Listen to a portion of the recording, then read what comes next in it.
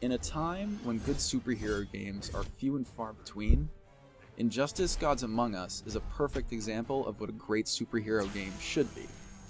People want superhero games that showcase a broad selection of heroes, along with a wider range of powers at their disposal.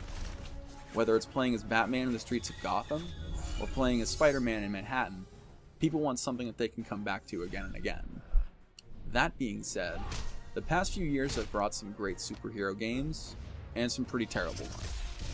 Injustice proves to be not only a great superhero game, but also a really great fighting game too. Made by NetherRealm Studios, the developers of 2011's Mortal Kombat, Injustice is true to its fighting roots. The look of the game and the feel of the characters' movement is eerily similar to Mortal Kombat, but the characters are really where the game's strength is. 24 different characters to start out from, along with DLC along the way, and each character with a wide selection of individual powers and abilities. There's a different character for literally every playstyle, and none are exactly the same. The controls are like any other fighting game, X, Y, and A doing light, medium, and heavy attacks respectively. B, however, is the power button. The power button, it kind of activates an individual power unique to the character's abilities. So, like Green Arrow shoots arrows, Green Lantern goes on, he gets an overall boost from the ring, both defensive and attack. Superman gets more strength too. Batman has these three little guys come and help him out. But, you get the point. Not only that, each character has their own super move that is once again unique to them. Batman hits you with half the contents of the utility belt, and then the Batmobile. Superman hits enemies into orbit, and then smacks them right back down to Earth. Not only do the characters have all of these abilities, but the levels are full of destructible objects that can be used to attack or just to avoid enemies, depending on, if you're a heavy or a light character. There's various other transitions to the level itself that can sometimes be chaotic and land absurd amounts of damage. Controls take a little getting used to, but some characters are pretty easy to pick up on. Without giving away any spoilers, the single-player campaign is a story that is both complex, with many character arcs that take place all over the DC universe. It's full of cinematics as well that really bulk up the story, with multiple fights happening within the cinematic, around the current character. Typically there's also a mini-game involving your current character's strengths, and the awesome thing about some of these scenes is that the damage from that little mini-game that you play carries over into the inevitable battle between the enemy. Some fight scenes later on in the game feel really forced, like they really need to add gameplay to an already pretty short story. But at least the dialogue between scenes and different characters is totally spot on. NetherRealm really showed some love for Justice League and Teen Titans, the old cartoon shows. They added little dialogue bits in that you wouldn't really notice unless you had actually watched the series. The only downfall, as I kind of mentioned before, is that it's a relatively quick campaign, coming in at around 6 hours.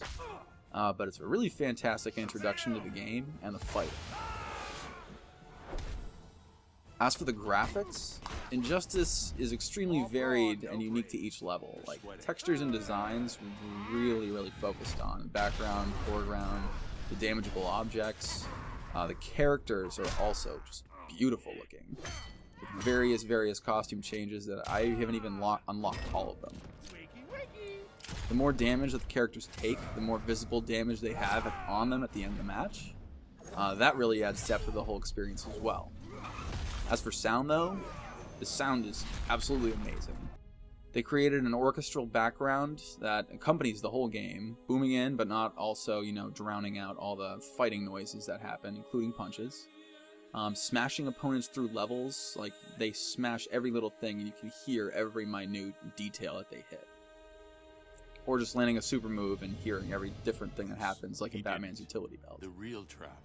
Character voices were taken, some straight from the Justice League and Teen Titans, but some characters like Joker, Raven, and Hal Jordan particularly have really weird voices. Like the Joker, from the fact that it's not Mark Hamill. But it doesn't take away from the rest of the game at all. There was only one Lois.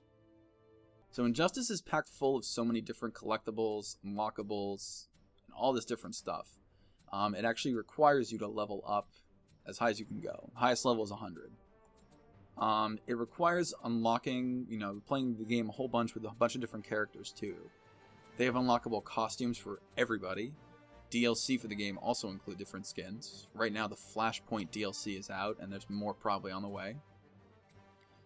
There's also a practice mode, which really helps to nail down some tough moves with different characters. And not only that, but there are also these things called Star Labs missions. They're specific to every character. They help build story kind of within them, and they kind of help you get better with every character again. And as for online play, there is a very complex multiplayer with ranked player, private matches, and then a practice mode drop-in for your online friends. You also have kind of like, your Call of Duty, I don't know what it's called anymore, dog tag maybe? You have what's called a hero card, which is a customizable icon. It also shows overall statistics to people who are kind of visiting your page, I guess. But multiplayer is kind of tough because people find out how to spam different things, and then you want to hit yourself in the head because you can't literally do anything and you're trapped in a corner. Overall, though, Injustice is a really great fighting game that looks really pretty, sounds great, and stays very close to the DC universe. While the campaign is short, the game is stuffed full of extra game modes and online play to keep the game going well after you finish the campaign. Overall, I'd give this game about an 8 out of 10.